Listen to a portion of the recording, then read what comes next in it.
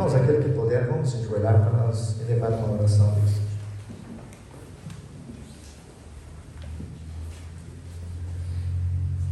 Eterno, maravilhoso Pai, que estás nos céus, santificado seja o teu nome. Amém.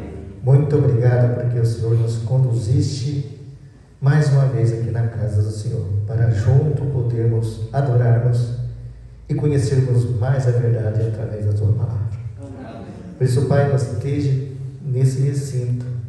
Use esse recinto com a esfera do seu Santo e Bom Espírito, usando o teu servo nessa noite, que irá abrir a tua palavra.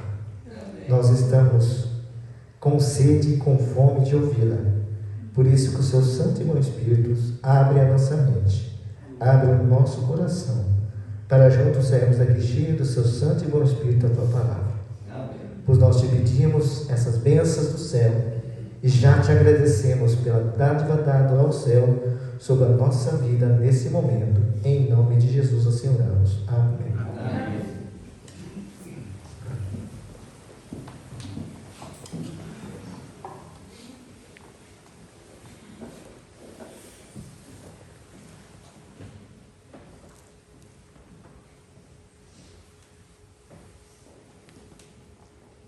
Eu não tenho certeza do porquê eu era a única garota de Fortaleza no retiro espiritual jovem da Igreja Adventista de Manaus. Provavelmente uns 4.000 quilômetros entre os dois lugares. Eu não tinha ideia de que na cidade, localizada no coração da floresta amazônica, eu encontraria a outra metade do meu coração, o Luiz Felipe. Durante o evento, nós percebemos que algo maior do que simplesmente uma amizade estava acontecendo entre nós. Então eu decidi orar, perguntando a Deus se o Luiz era o escolhido por ele. Com a aprovação de Deus, nós começamos a namorar. Namorar à distância.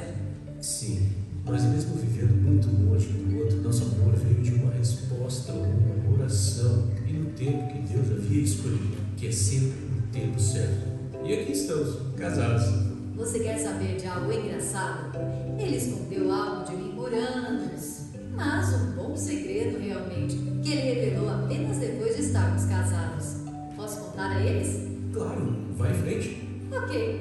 Então ele chegou para mim e disse: Evelise, quando estávamos noivos, eu estava tão grata a Deus por ter encontrado você que eu decidi aumentar a porcentagem da minha oferta. Foi a coisa mais linda que ele já me contou. Luiz é um fervoroso fiel no conceito de pacto, ofertas regulares e sistemática, o que significa que além do dízimo, ele devolve a Deus parte de suas entradas como ofertas, uma proporção das bênçãos recebidas. E que grande bênção ele tem! Evelise e Luiz são agora pais de um bebezinho, Benício, e membros da igreja Torres em Manaus, Brasil. Ao devolver seu dízimo e dar seu pacto, peça a Deus que lhe ajude a adorá-lo com seus recursos, pois Ele é bom e sua misericórdia dura para sempre. Coloquemos nossos desejos por último e, primeiro, Deus.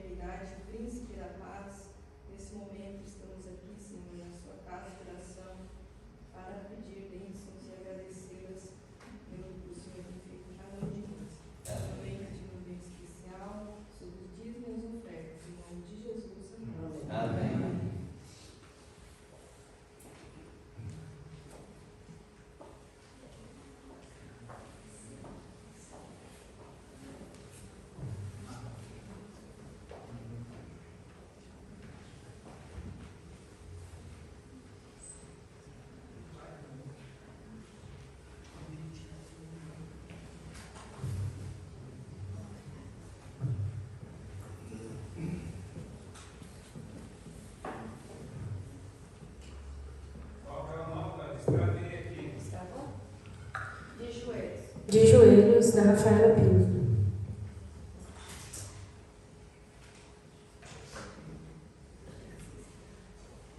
Boa noite, igreja. Boa noite. A segunda.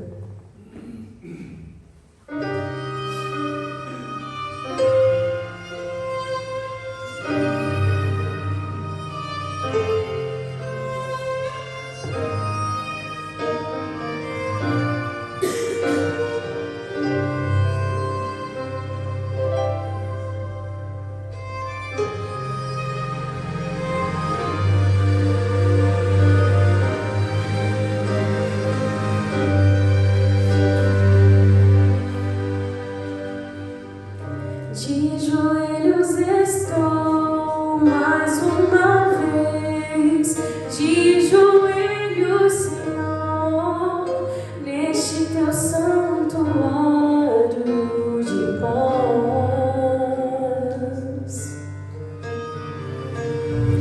Venho aqui te pedir mais uma vez, me ajuda, Senhor, me ajuda a vencer todo mal. Esse mal que me afasta de ti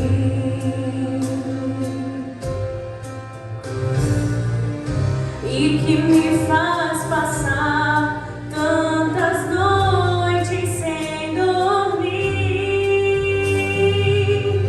Me devolve o sono, Senhor, me concede a paz, tua paz, me concede a paz.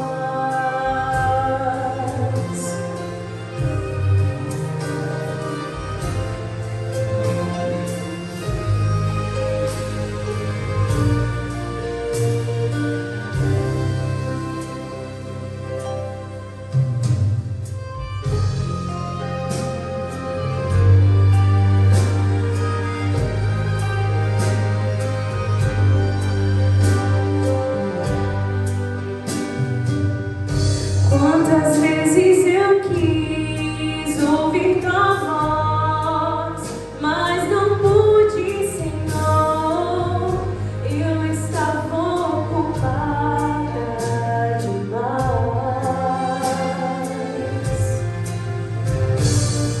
E quantas vezes lembrei do teu amor e chorei, Senhor, pois das garras do mal eu me senti.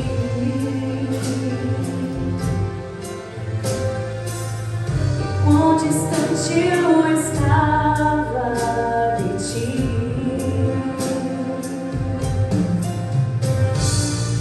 E quanto eu precisava sentir o teu calor. Me devolve o sono, Senhor, me concede a paz, tua paz, me concede a paz.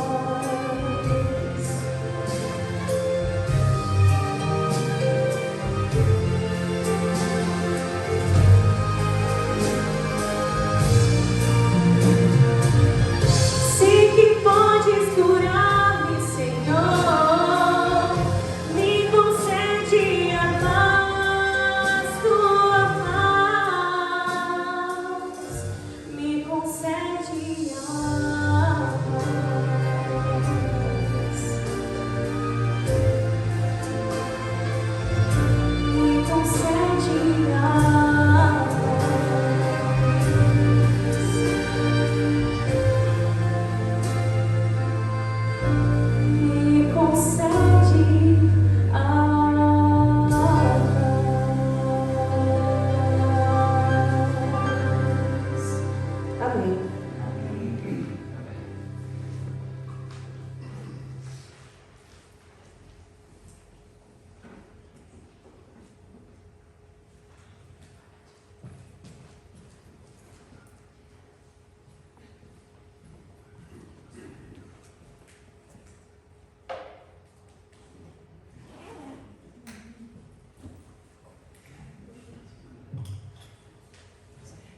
Boa noite.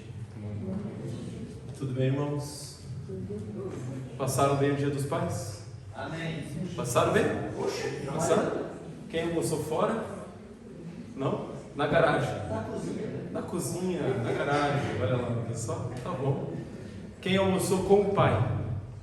Almoçar? Ah, você não vale, né, Alice? Mas quem visitou o pai para almoçar com ele? Alguém fez isso? Não? Eu moro longe também, né?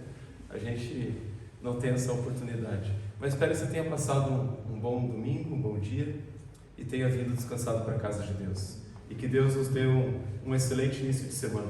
Amém. É um prazer estar aqui outra vez, tá bem? Eu vim aqui acho que um mês e pouco, né, Joel? Não lembro, foi em junho? Acho que foi antes até, né? Por lá. Aí hoje eu liguei para o pastor Marcos, aliás, passei um áudio para ele, um pouco antes de vir para cá, assim, pastor Marcos, na outra vez eu esqueci de lhe avisar, avisei depois, ele disse, não pastor, se você puder ajudar lá, vai, fica à vontade. Aí só mandei um áudio para ele dizendo, pastor Marcos, esqueci de falar de novo, mas estou indo, tá? se não daria, já estou aqui, né? Mas ele falou assim, não pastor, é uma benção, enquanto você estiver aí, puder atender ali, dar uma força, vai ser bom pra gente. E é bom pra mim também poder reencontrá-los, tá bom? Tá aí a minha família de novo. E estaremos hoje com uma nova série. Eu lembro que aquela vez eu vim aqui. Vocês estão ouvindo bem, irmãos? O microfone? Tá bem? Então tá bom. Aquela vez que estivemos aqui, estávamos numa série sobre Apocalipse. E agora, já há algumas semanas, se não me engano, já por 2 domingos, hoje é o 3º, vocês estão numa série que fala sobre qual livro da Bíblia? Gênesis. Vamos pegar a Bíblia? Então pega aí a Bíblia e vamos estudar um pouquinho o livro de Gênesis.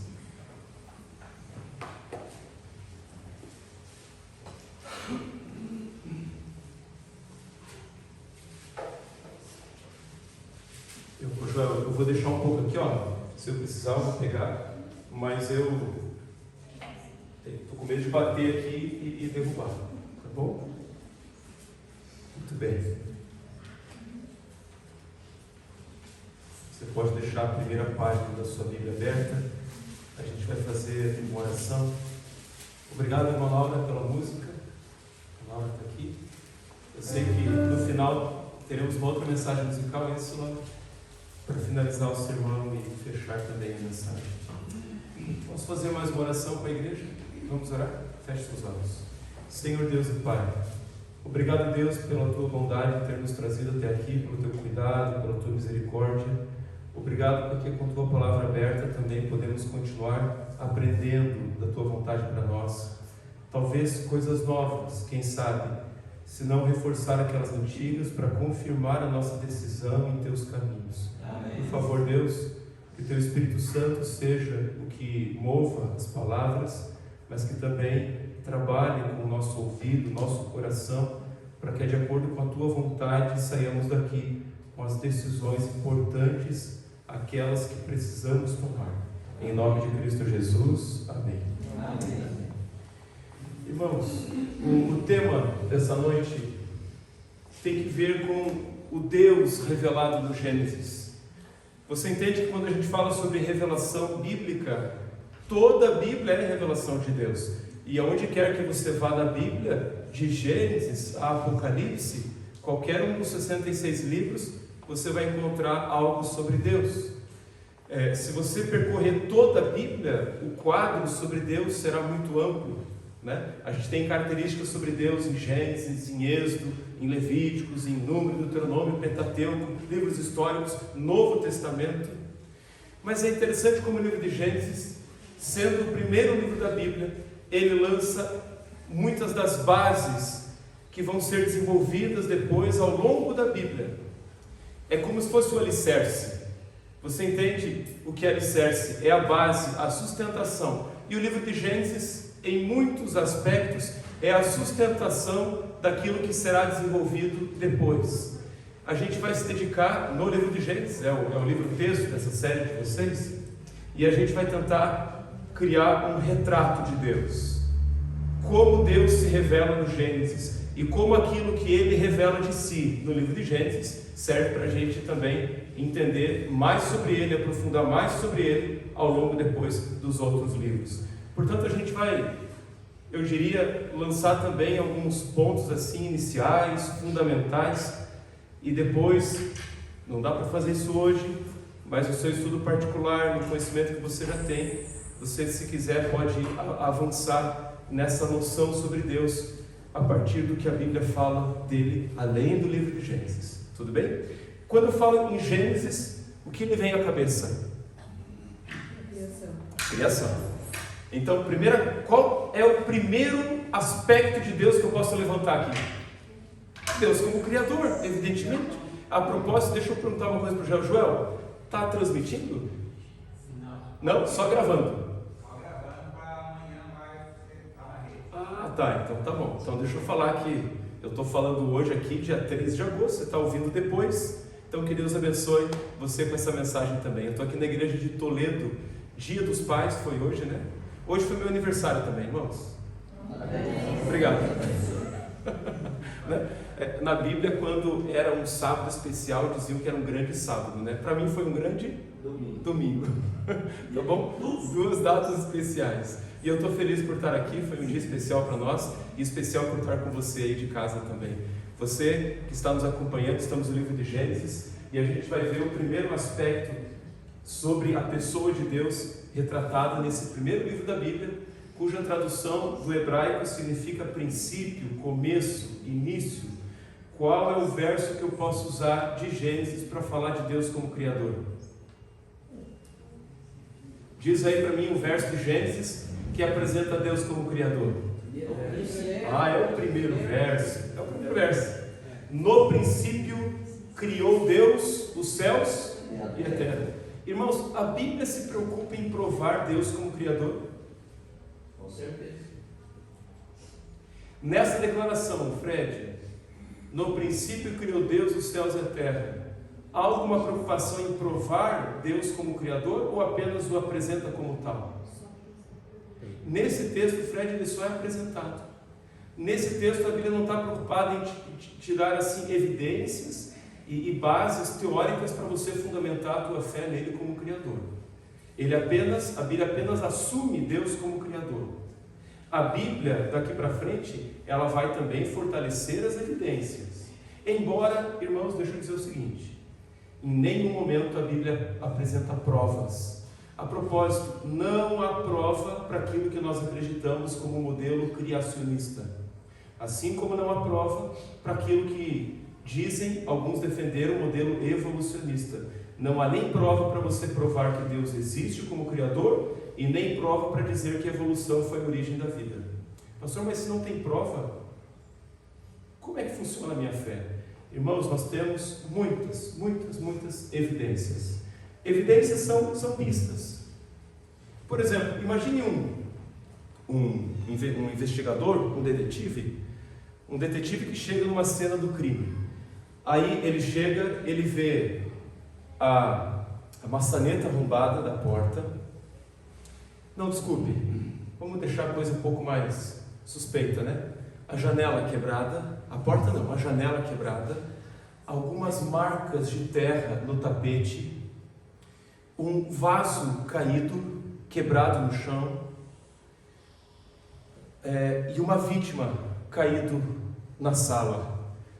Precisa ser mágico para descobrir ou para suspeitar o que aconteceu? Que alguém entrou naquela casa e atentou contra aquela vítima? Não. Nesse caso, existem provas, o corpo está ali. Mas imagine que o corpo não estivesse ali. Apenas os outros sinais que eu falei e marcas de sangue na sala. Eu não sei quem é a vítima, mas pelas evidências, pelas pistas, esse detetive, esse investigador pode chegar na vítima, como também pode chegar no autor do crime. Sabe, a Bíblia, assim como tudo aquilo que a gente vê ao nosso redor, não apresentam provas para você dizer, não, Deus é o Criador. Ou dizer, não, a evolução foi o que trouxe a vida à existência. Não, existem evidências. Evidências são pistas. São pistas.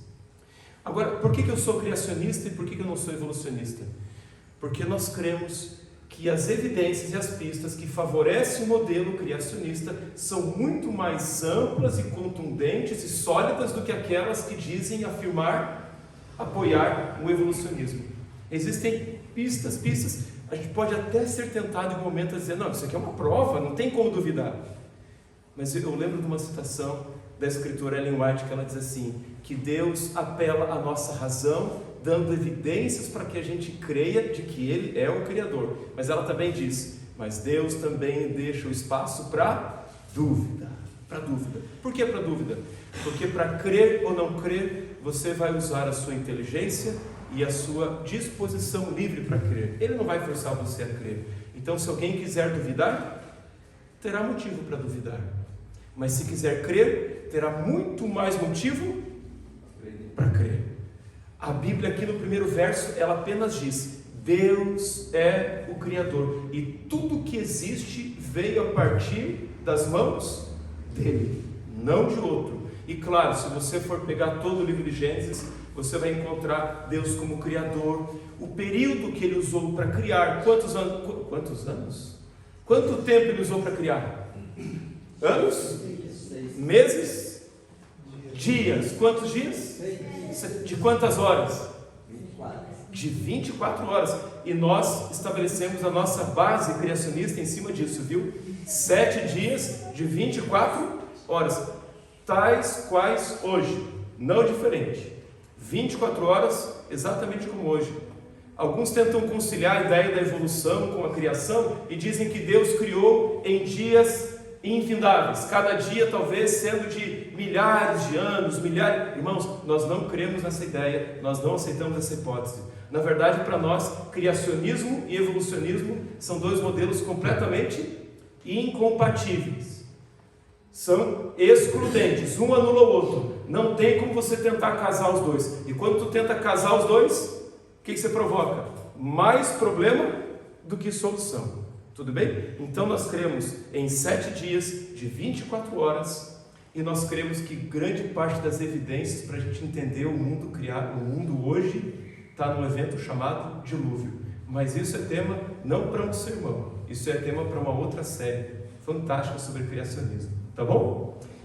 Há um outro verso em Gênesis que resume toda a criação, capítulo 2, verso 1. 2, verso 1. Olha lá. Gênesis 2, verso 1. Eu vou até passar aqui. Isso, olha lá, você vai poder acompanhar. Gênesis 2, verso 1. E assim diz: assim, pois, foram acabados os céus e a terra e todo o seu exército. Verso 2. E havendo Deus terminado no dia 7º a sua obra que fizera, descansou nesse dia de toda a sua obra que tinha feito.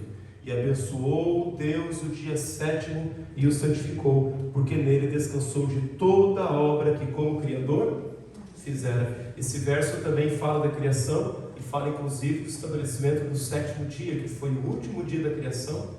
Deus estabelecendo esse dia como um dia para repouso, para descanso, para que o considerássemos assim como Ele o considerou, como um dia abençoado e santificado. O verso 1 do capítulo 2 diz: havendo Deus no dia 7º terminado a sua obra que como Criador fizera. Uma pergunta: quantos dias Deus levou para a criação? 6 ou 7? 7. Em quantos dias Deus criou? 6. Aqui diz, terminou no dia 7º. Não diz aí? No 7º ele usava. Você tem passagens das duas formas. Lá em Êxodo 20 diz que Deus criou o mundo em 6 dias. Aqui diz que Ele terminou no dia 7º. Você pode entender de uma forma ou de outra. Se você entender que Ele terminou no dia 7º, o que foi que Ele fez no dia 7º? Ele separou o próprio dia como abençoado, sagrado e de repouso. A criação do 7º, se eu posso dizer assim, foi a separação, a criação do próprio dia de repouso, o 7º dia. Mas a Bíblia diz, Ele descansou nesse dia e separou esse dia para repouso. Como foi que Deus criou todas as coisas? A Bíblia diz que tudo, exceto o homem que foi criado por suas mãos, foi criado pelo poder da sua Palavra. O hebraico usa o verbo bará para se referir a Deus criando. O verbo bará, irmãos, ele define criação do nada. Só Deus cria do nada. Nós não podemos criar do nada. Tudo aquilo que o homem faz é transformar o que já existe. Esse banco foi criado? Essas janelas foram criadas? Não, não foram criadas pelo homem. O homem pegou a madeira que já existe, pegou a areia e fez o vidro, pegou o minério de alumínio da bauxita e fez o que tem aí que a gente chama de esquadria. O homem só transforma. Tem um estudioso famoso chamado Lavoisier, ele dizia: o homem, ou na natureza, nada se cria, nada se destrói, tudo se transforma. Só se transforma. Eu não posso criar nada. Deus cria do nada. Quando Deus haja luz, disse haja luz, a luz apareceu do nada. Quando Deus disse brotem ervas sobre a terra, isso foi do nada. Ele cria do nada, e Ele cria pelo poder de sua palavra. Olha aqueles textos lá, Gênesis 1:3 diz: e disse Deus, haja luz. Haja luz. E eu posso levantar com vocês uma questão fundamental trazida por Gênesis. Quem foi o Deus que criou? Quem foi Deus? Agora deixa eu colocar, eu vou refazer a minha frase, se você me permite. Que pessoa da divindade criou? Que pessoa da divindade disse haja luz e houve luz? Que pessoa da divindade misturou o barro e com suas mãos formou aquele boneco que, tendo o fôlego soprado em suas narinas, se ergueu no nome de Adão? Quem foi esse Deus?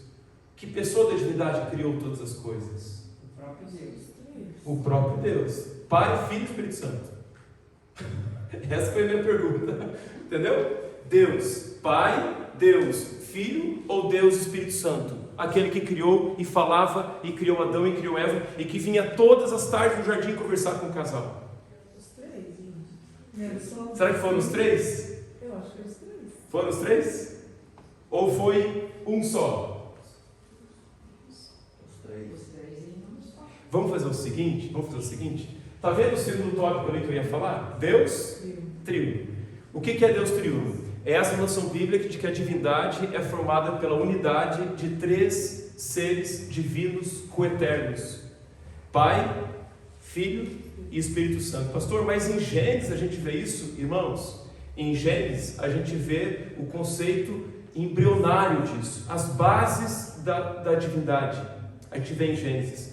Esse conceito ele vai se ampliando e aprofundando na Bíblia até chegar no Novo Testamento, e vemos isso de maneira muito clara, como por exemplo na cena do batismo de Jesus, ou Jesus no final de Mateus dizendo: batizem em nome do Pai, do Filho e do Espírito Santo, naquelas bênçãos que Paulo dizia, que a graça de Deus Pai e a bênção de Jesus e o Espírito Santo, lá é bem definido e detalhada a ideia de divindade. Mas aqui em Gênesis são apenas os conceitos iniciais. E em Gênesis a gente não vê definido Pai, Filho e Espírito Santo. A gente vê pelo menos a pluralidade da divindade. A gente sabe que é pelo menos mais de um. Quer ver só? Olha Gênesis capítulo 1, verso 2. Eu vou pular aqui para depois responder a minha pergunta. Qual pessoa da divindade falou? Tudo bem? Então vamos lá. Gênesis 2, verso 1. Eu falei o quê? 1, 2. Desculpa. 1, 2. Diz lá: a terra, porém, estava sem forma e vazia. Havia trevas sobre a face do abismo. E quem? O Espírito de Deus pairava sobre as águas. O Espírito Santo estava no momento da criação? Sem dúvida. Gênesis 1, 2 atesta isso. O Espírito Santo estava ali. Olha uma evidência. Lembra quando eu falei das evidências? São pistas. Não são provas ainda, são pistas. Aqui no começo de Gênesis. Aí tu vai para verso 26 do capítulo 1. 26 do capítulo 1. Capítulo 1, verso 26, a gente lê assim: também disse Deus. Agora é a criação do homem, tá? Também disse Deus. Irmãos, essa frase, também disse Deus, plural ou singular? Também disse Deus. Tá, ó, aqui está no singular, tá vendo? Deus no singular. Não tá? É uma pessoa aqui. Só que quando você tem assim, olha, também disse Deus, 2 pontos. O próximo verbo, façamos, está no plural ou singular? Agora no plural. E ele diz, façamos o homem a nossa. Olha novamente aí o pronome no plural. Nossa imagem, e tem o outro pronome no plural, a nossa semelhança. Então veja só. Eu tenho o Espírito Santo apresentado no capítulo 1, verso 2. E no capítulo 1, verso 26, quando Deus vai criar o homem, Deus fala assim, olha, disse Deus, singular, um Deus, nós queremos em um só Deus. Mas esse Deus, a união de 3 pessoas coeternas e divinas. Aí esse Deus triuno, único, diz, façamos o homem a nossa imagem e a nossa semelhança. Essa pluralidade do agente que faz, implica na presença de mais de um. Eu não posso dizer quantos são aqui. Eu sei quantos são porque a Bíblia no resto me fala. Mas se eu tivesse só Gênesis, eu diria, olha, eu não sei se são 3, mas eu sei que são mais de um.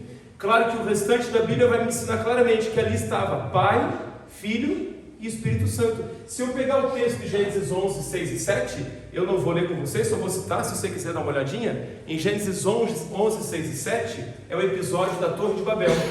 E quando Deus fala sobre a Torre de Babel, ele também usa o plural. Ele diz assim, olha, confundamos a língua deles. Vejamos o que eles estão fazendo e confundamos a sua língua. Novamente, uma frase construída no plural. Porque quem é que estava falando ali? Ali era o Deus triuno, Pai, Filho e Espírito Santo. Tudo bem? Agora a minha pergunta, então, nós já vimos que o livro de Gênesis também ensina Deus como mais de um. E depois eu vou entender que são 3. E quem são os 3? Agora, quem foi aquele que falou no ato da criação? Isso é importante a gente entender, tá bom? É muito importante. Quem foi aquele que falou? O livro de Hebreus nos dá ali eu não digo nem que é pista agora é prova, tá? Agora é prova. Vai lá em Hebreus capítulo 1, verso 1 e 2. Está fora de Gênesis, mas a gente vai entender lá. Hebreus capítulo 1.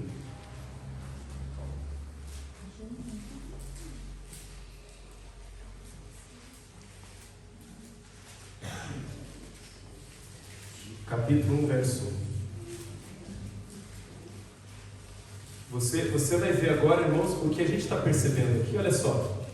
É o conceito que a gente tem muito claro na Bíblia, que é o de revelação progressiva. Deus, ele não revela tudo ao mesmo tempo. Deus, ele revela as coisas à medida que as suas criaturas podem entender. Então a gente está vendo aqui o conceito de revelação progressiva, porque lá em Gênesis a gente tem as bases, os conceitos embrionários, algo inicial, mas que a Bíblia vai desenvolvendo. Aí chega aqui no Novo Testamento, há uma declaração clara sobre isso. Olha o que diz Hebreus capítulo 1, verso 1. Havendo Deus, outrora, falado muitas vezes e de muitas maneiras aos pais pelos profetas, nestes últimos dias nos falou pelo Filho. Irmão, olha aqui para mim. O Filho é a primeira, segunda ou terceira pessoa da divindade, como costumamos apresentar? Deus Pai, Deus Filho, Deus Espírito Santo. Então aqui está dizendo que Deus agora nos falou pelo Filho. Continuação do verso 2. A quem constituiu o herdeiro de todas as coisas. Alguém pode ler a última frase do verso 2? Pelo qual também fez o universo.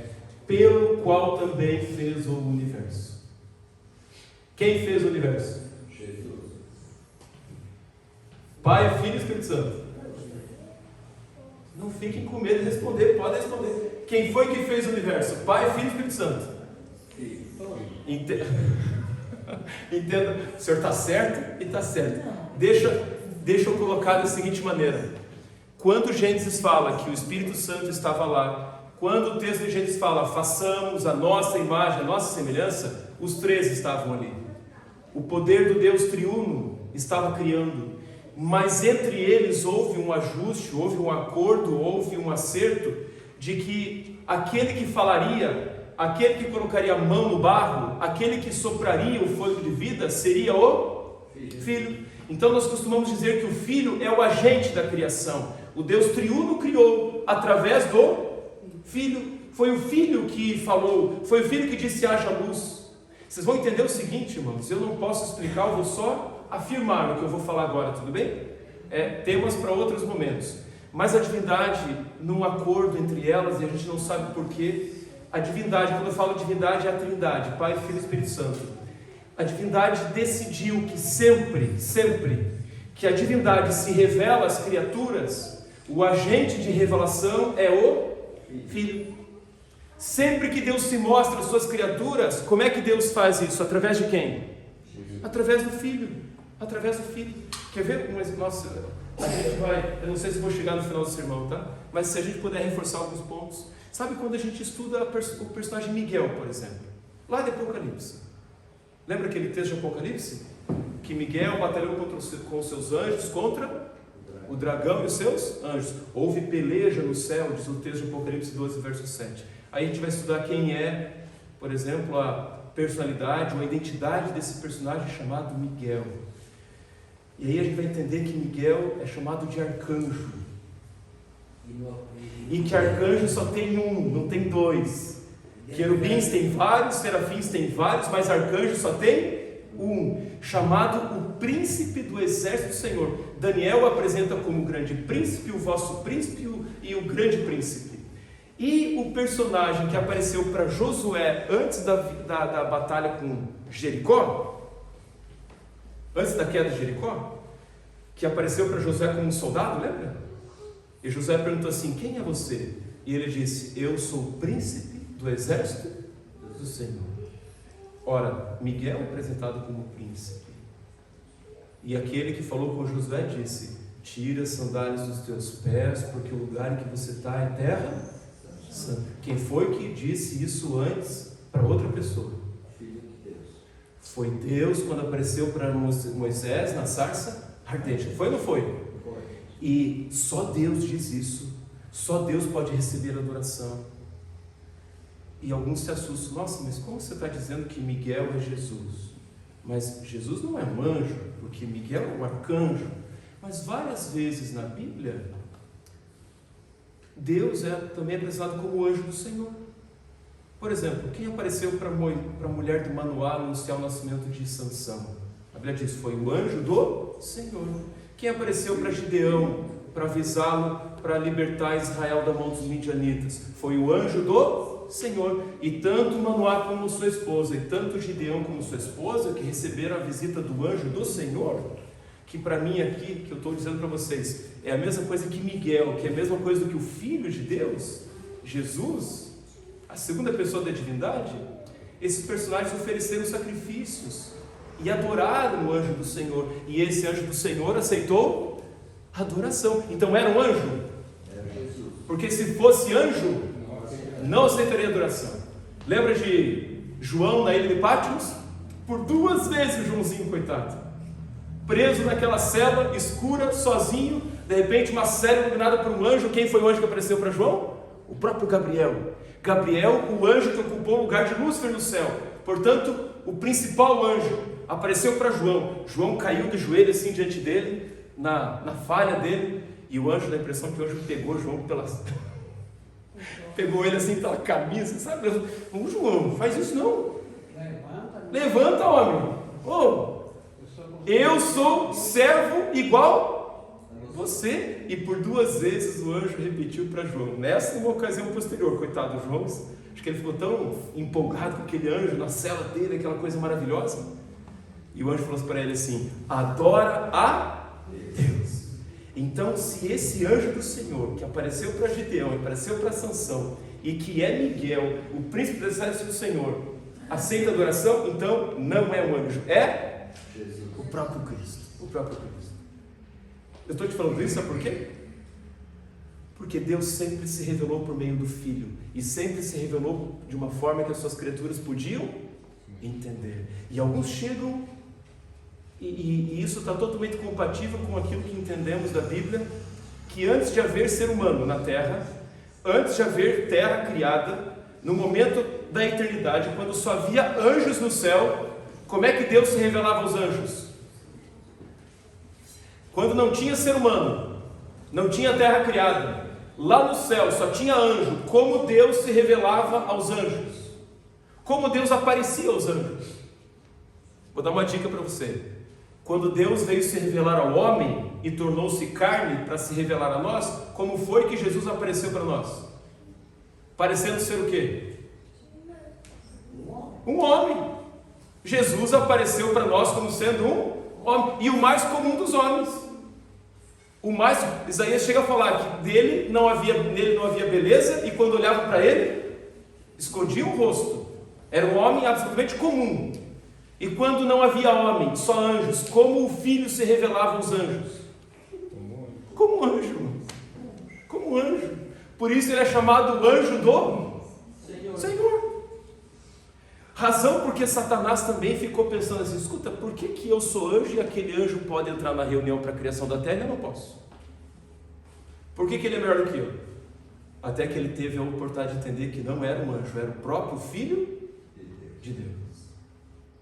Entendeu? É o próprio Filho de Deus. Irmãos, o Filho sempre foi a maneira como a divindade se revelou às suas criaturas. Quando era para anjo, era como anjo. Quando foi para homem, como homem. Quem apareceu para Moisés no Monte Sinai? O Filho. Quem apareceu para Josué? O Filho. Quem apareceu para Abraão na sua tenda? O Filho.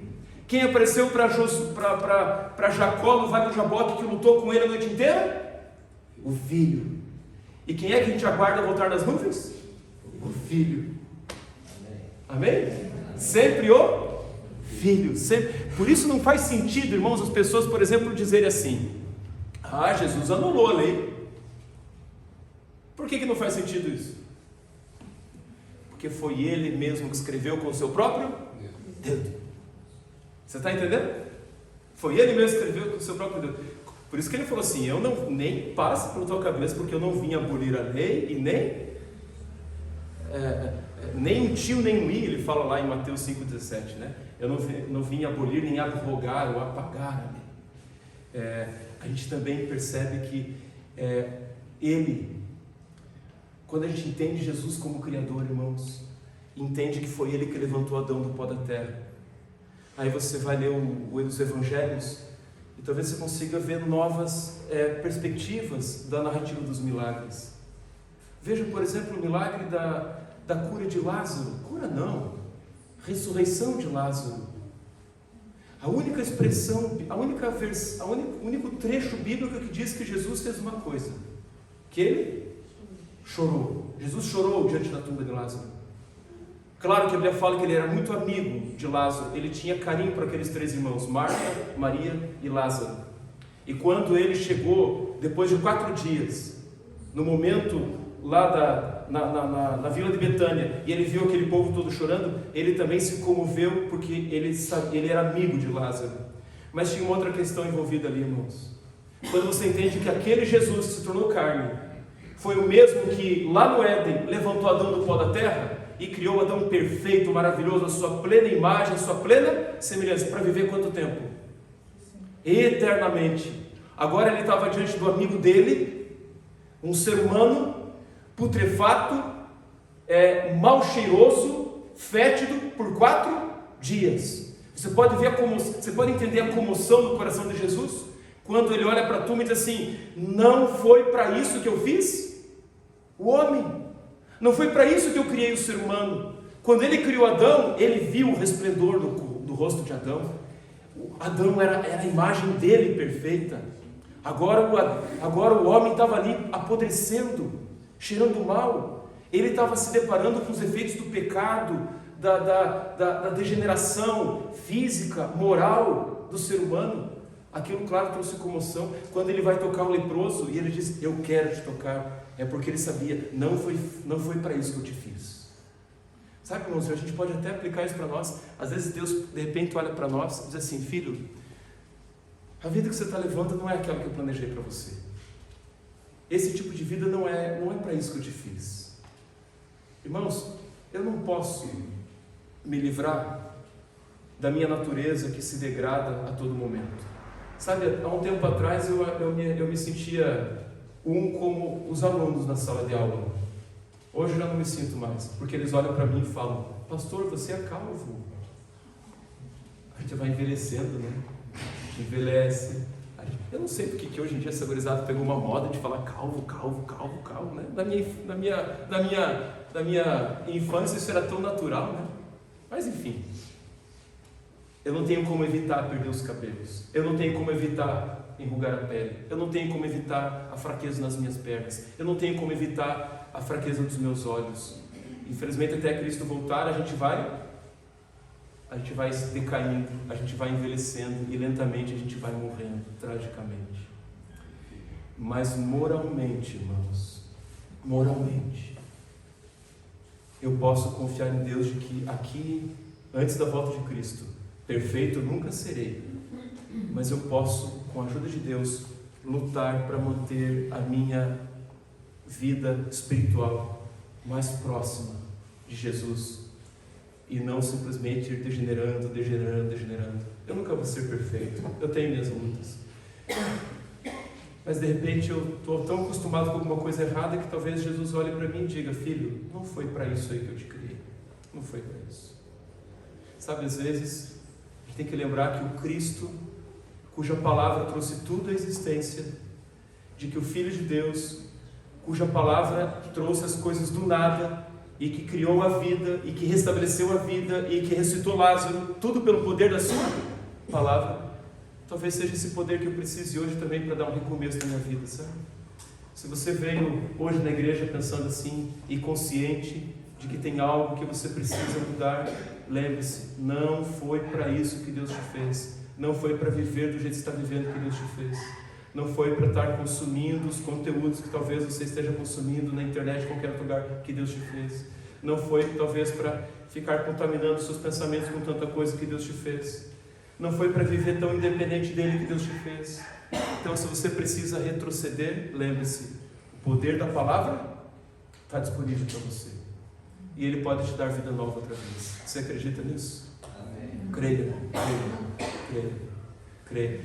Eu ia pegar um outro texto aqui.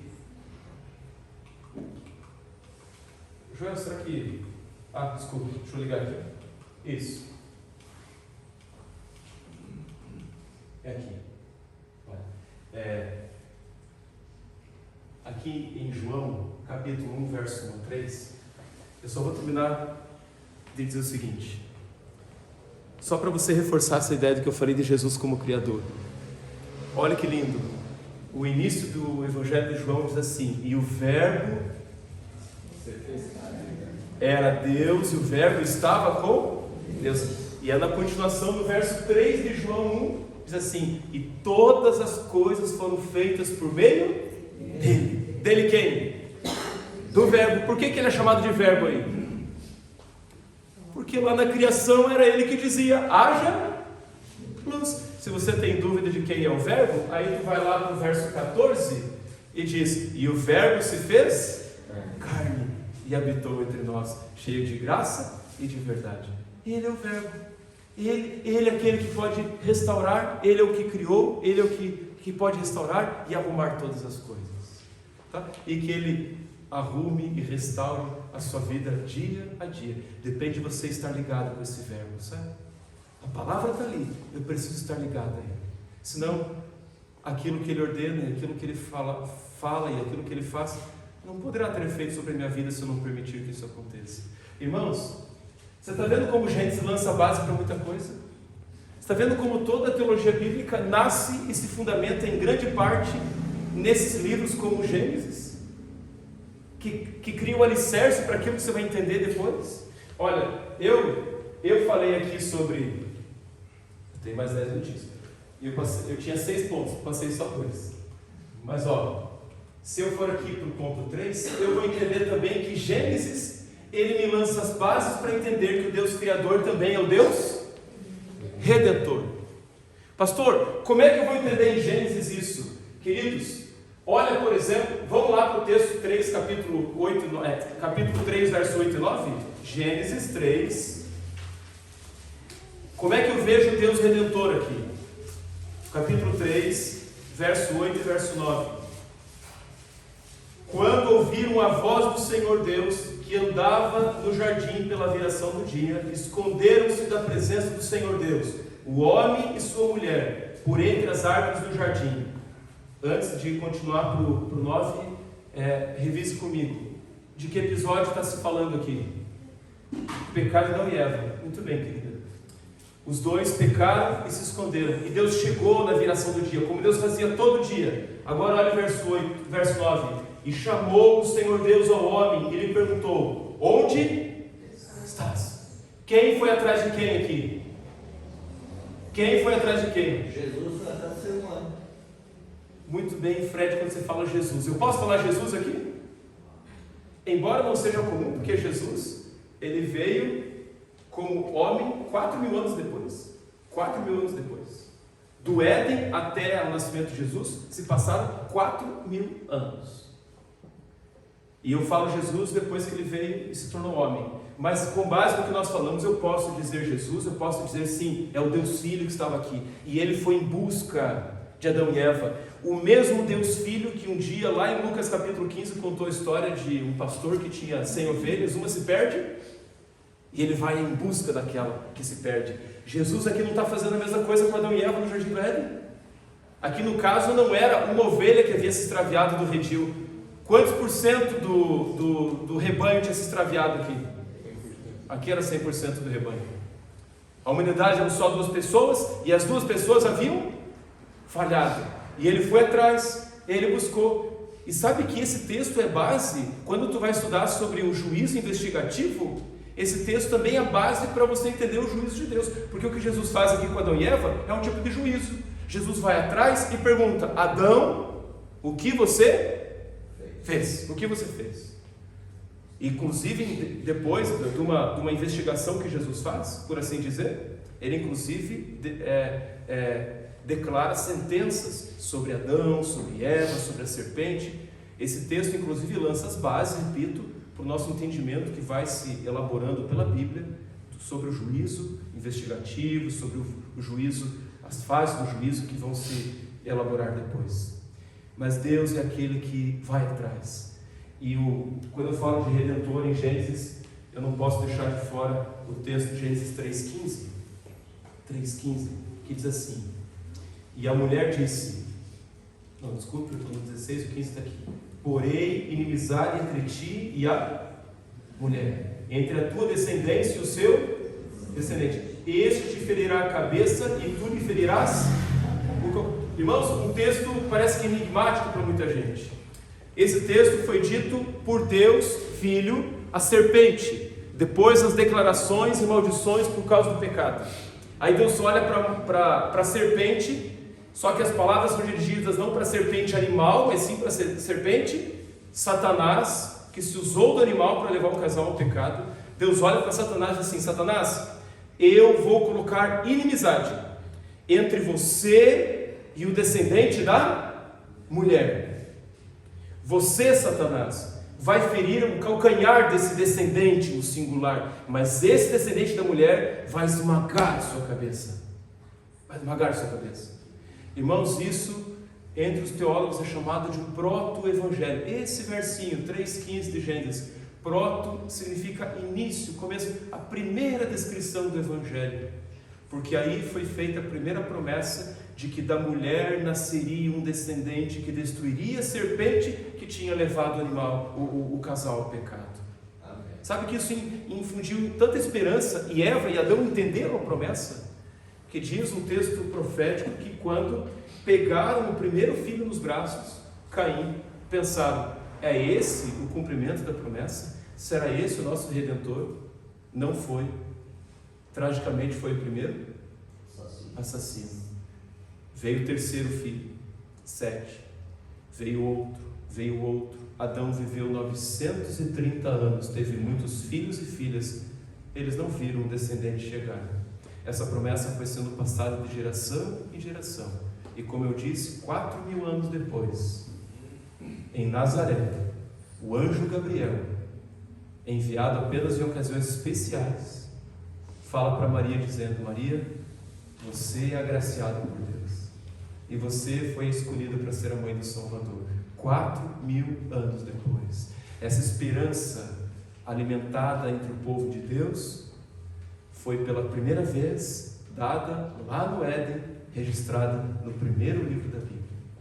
E se você quer ver mais de redenção em Gênesis, você vê que é em Gênesis que Deus também chama um homem, lá no capítulo 12, verso 1 a 3, de nome Abraão, e é dessa família que começa com Abraão que Deus estabelece o seu povo, de onde também virá nascer o Messias. E Deus fala para Abraão assim: Abraão, em ti serão benditas todas as famílias da terra, porque é de você que vai nascer o Messias, é da tua família, da tua linhagem que vai nascer o Messias, e é Ele que vai salvar. Veja o episódio da vida de Abraão no Monte Moriá, quando ele é chamado por Deus para realinhar a sua vida, para reajustar a sua vida e tirar Isaac daquilo que era naquele momento a primazia do coração de Abraão. Deus precisa corrigir as coisas na vida do homem, e aí Deus fala assim: Abraão, vai lá e entrega o seu filho. Abraão não chega a entregar o seu filho, não chega, ele quase entrega o seu filho, mas aquilo ali foi uma forma de Deus também ensinar para Abraão o plano da salvação, e ninguém teve naquela época uma revelação tão clara sobre o plano da salvação quanto Abraão, porque ali ele estava prefigurando Deus Pai, e o próprio filho dele, Isaac, estava prefigurando o filho. Era como se Deus dissesse para Abraão assim: Abraão, você quase entregou o teu filho, mas eu vou entregar o teu filho, o meu filho será entregue à morte, até as últimas consequências. E olha que maravilhoso, irmãos, olha que isso tudo está em Gênesis. Quando Abraão viveu o episódio do Monte Moriá, tão dramático, quando ele quase matou o seu filho, ele deu um nome para aquele lugar, e o nome que ele deu para aquele lugar tinha que ver com a resposta que ele havia dado para Isaac quando subiu o monte. Quando Isaac lhe pergunta: pai, aqui está o cutelo, aqui está o fogo, cadê o cordeiro? E o que foi que Abraão respondeu para Isaac? Deus proverá para si. E essa palavra Deus proverá em hebraico é uma só, Yeru. Yeru significa Deus proverá. O nome daquele lugar onde isso tudo aconteceu, o Monte Moriá, chamava-se Salém.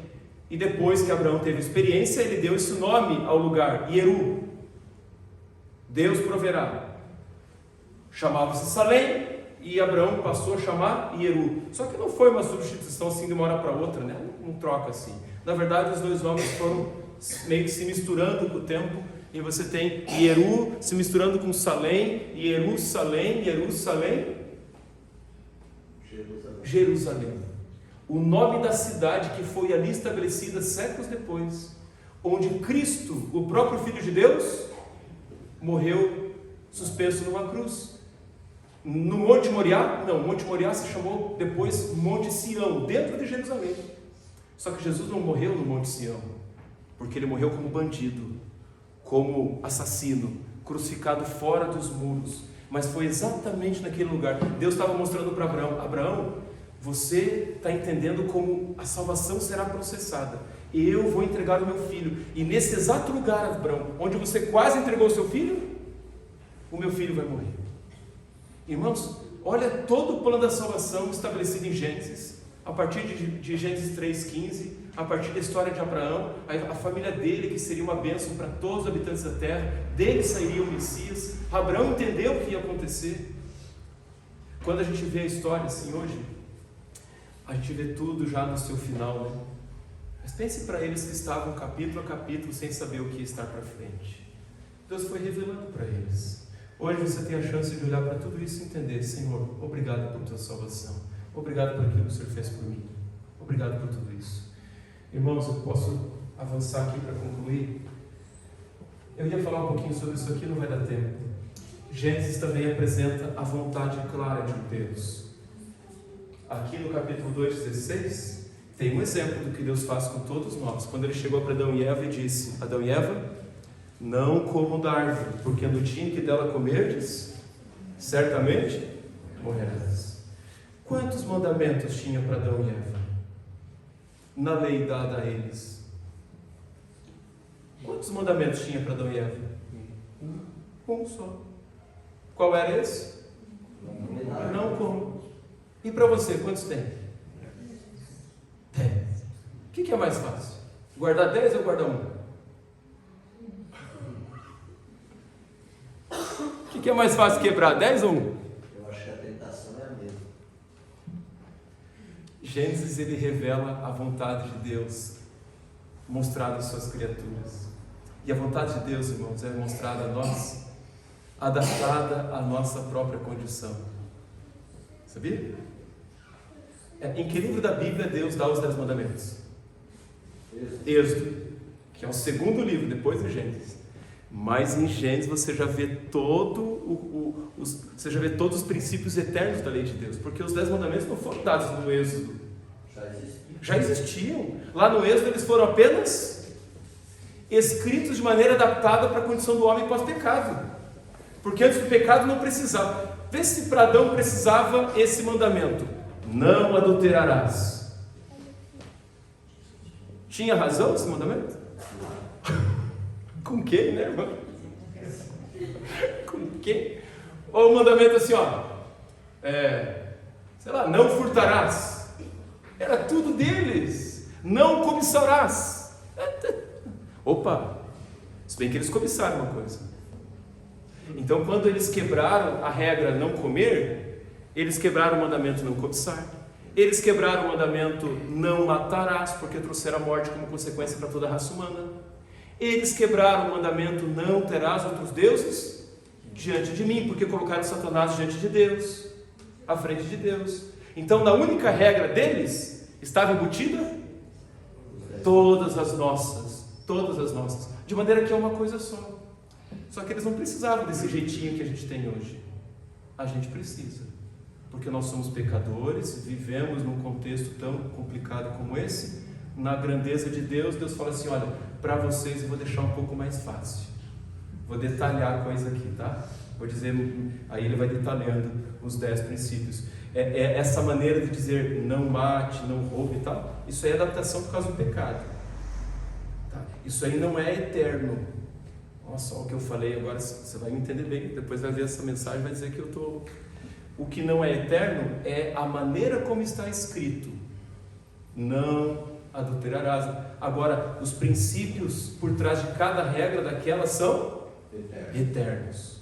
Eu posso dizer que o princípio eterno dos mandamentos, vou arriscar aqui uma descrição dos princípios eternos: respeite a vida.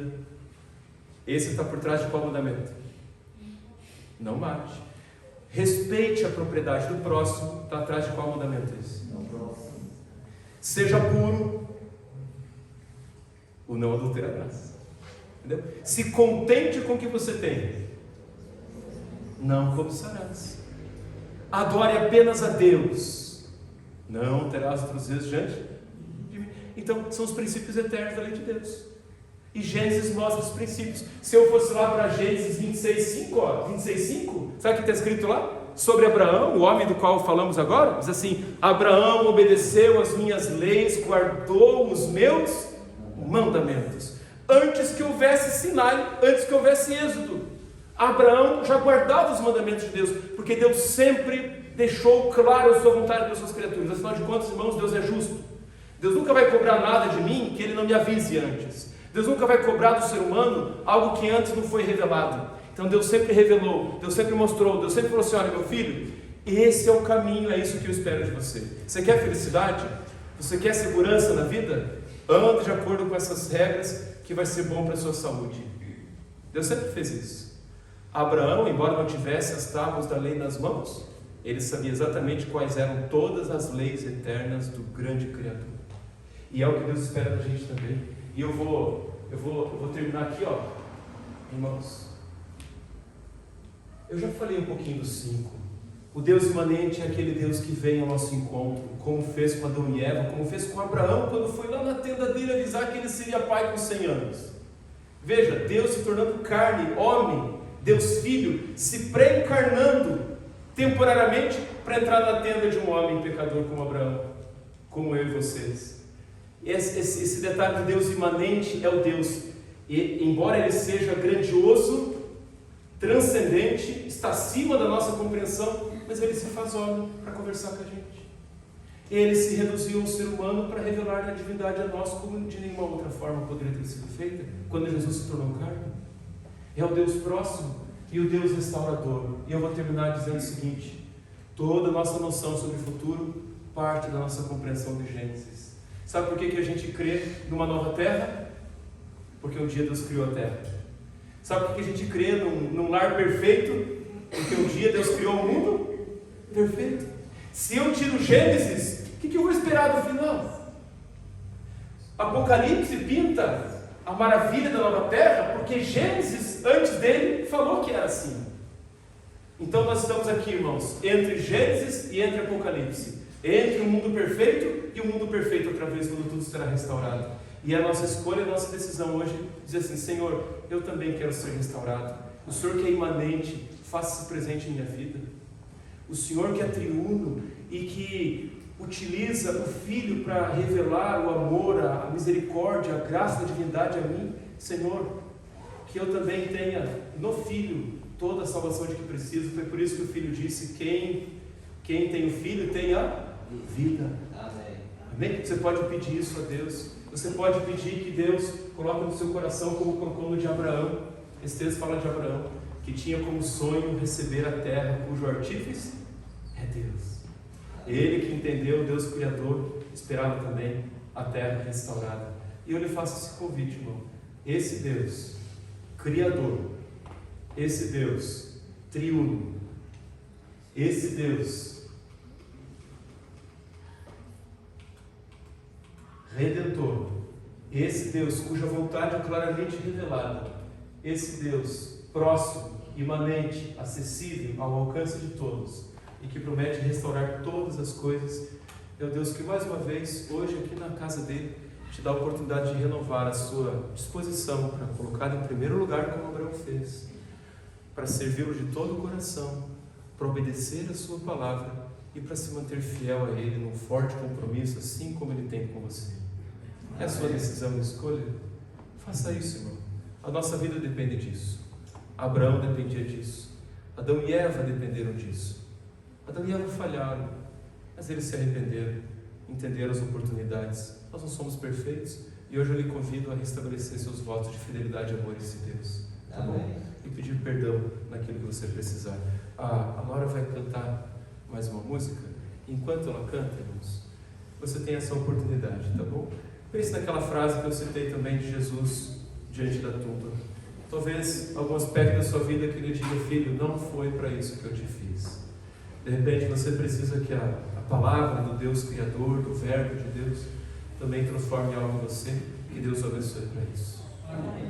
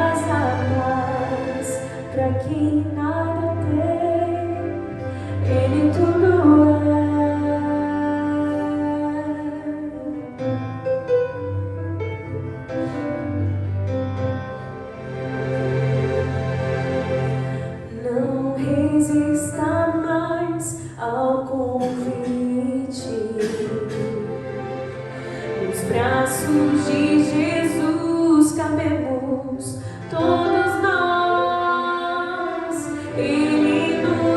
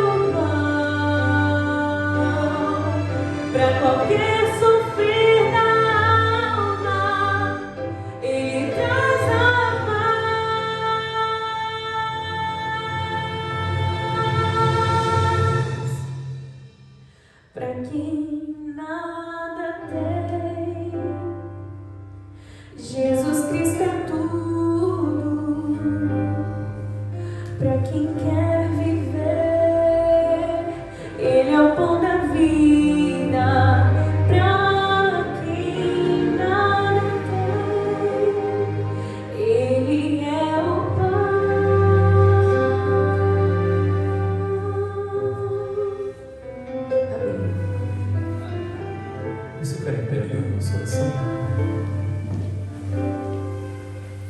Que Deus abençoe você em suas decisões e escolhas e votos.